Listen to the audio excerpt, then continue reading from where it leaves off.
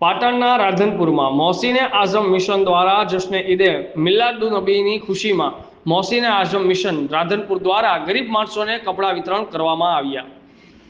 જેમાં રાધનપુરના છેવાડાના ગામડે ગામડે પહોંચીને મોહસીને આઝમ મિશનની ટીમ દ્વારા ગરીબ લોકોનું કપડાં વિતરણ કરાયું હતું, જેમાં પ્રમુખ ઇમરાનભાઈ, ઉપપ્રમુખ ફારૂકભાઈ, બાબા કાકા,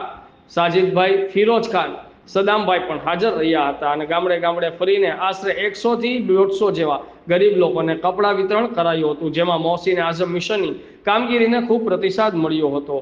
રિપોર્ટર ફારૂકભાઈ ઘાંચી, ઇન્કલાબ ન્યૂઝ, રાધનપુર।